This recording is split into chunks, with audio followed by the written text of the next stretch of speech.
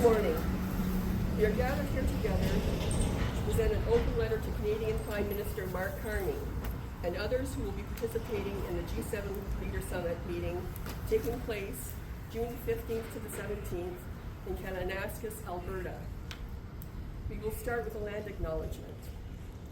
We are standing here on the traditional territory of the Three Fires Confederacy of First Nations, which includes the Ojibwa, the Odawa, and the Potawatomi. By reframing our relationships to the land and to each other, together we connect and protect the only home we have ever had, the earth. As many of you can see, the wonderful chain banner here. And this was done by Susan Gold, and I'll read the statement. The supply chain is the result of a mail art project organized by a local activist artist, Susan Gold, who has been working with the G7 Impact Group. In the last few weeks, these 100+ banners have come to Canada, the site of the G7 2025 meetings. They come from 14 countries: Argentina, Austria, Belgium, Brazil, Denmark, Germany, Italy, Japan, Macedonia, Norway, Russia, Spain, the USA, and Venezuela, and Canada. They carry messages and images of peace, equity, and goodwill. The project itself puts the free exchange of ideas into action. It exemplifies an alternative trade practice and an alternative economy to our market system.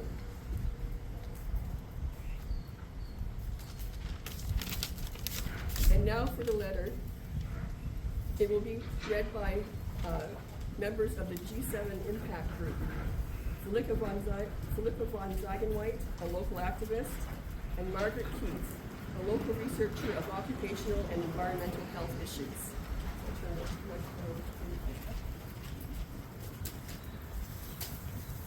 This message is from IMPACTG7, and we're a coalition of concerned residents and local organizations from Windsor, Essex, Ontario, who share a common perspective.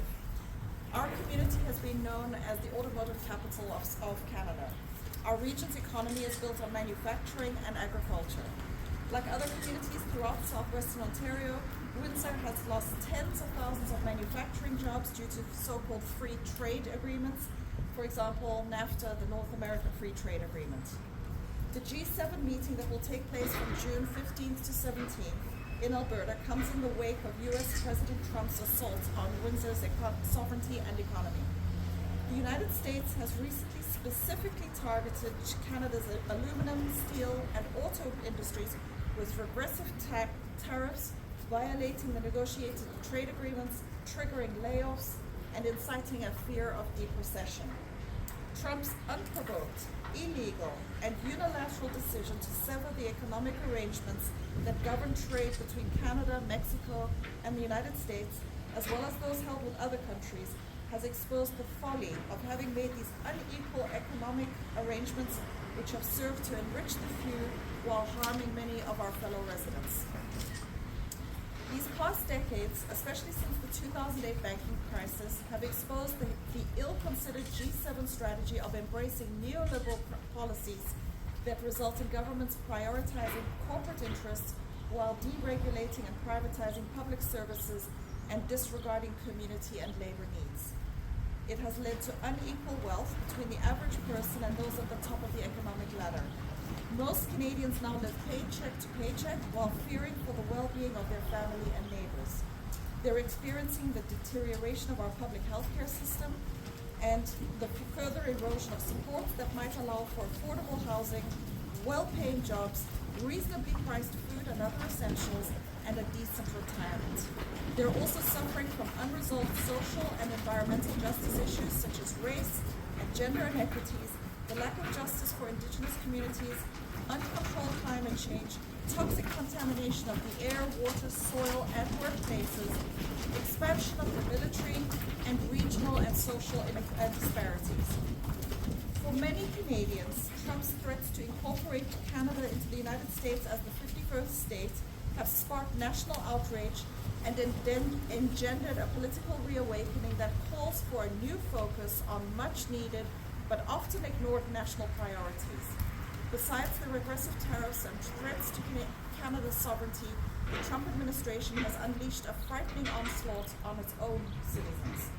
Authoritarian practices in the United States, including the stigmatization of immigrants and vulnerable minorities, attacks on academic freedom and freedom of speech, and the erosion of environmental protections and vital social programs serve as a warning to us all. We must confront the deep inequities within our own country and resist the social conditions that have enabled the rise of Trump and similar authoritarian movements. It is increasingly apparent that the American-dominated global capitalism that is kept afloat by relentless consumerism and debt is failing, and as a result, traumatizing scores of countries, including Canada, which now faces an economic and social crisis of historical significance. It is no longer sustainable to follow these failed economic and political policies that are inherently unjust. So this is what we're telling the leaders we need. We need a new international strategy, one that rejects the destructive forces that divide people and drive global injustice.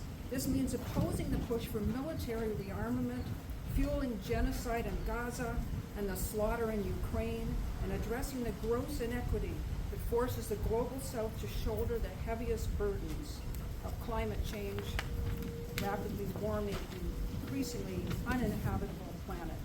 We must also confront the relentless pursuit of profit at any cost, including the systemic drive for infinite economic growth and the intentional design of products to fail through planned obsolescence. A just and sustainable future demands bold change rooted in solidarity, equity, and ecological responsibility. We hereby call on the Canadian government representatives at the G7 meeting to advocate for a new path that unites all countries in a common set of objectives that respect and promote the well-being of all humanity, not just the economic and political power of the wealthy. We call for an end to the decades-long globalization and neoliberal economic and social policies that have enriched the powerful in each of our countries at the expense of the population and the environment as a whole. We are now facing a national emergency requiring a radical new approach. The continuing disenfranchisement of younger Canadians, immigrants, Indigenous populations, women, and other marginalized groups, coupled with a growing militaristic approach to international affairs, threatens to tear our society apart. And the continuing failure to seriously address the existential danger of uncontrolled climate change increases the threat of falling into an apocalyptic future. The refrain used by generations before us still resonates today. People come before profits. We firmly believe that this premise should shape the decisions being made by the G7.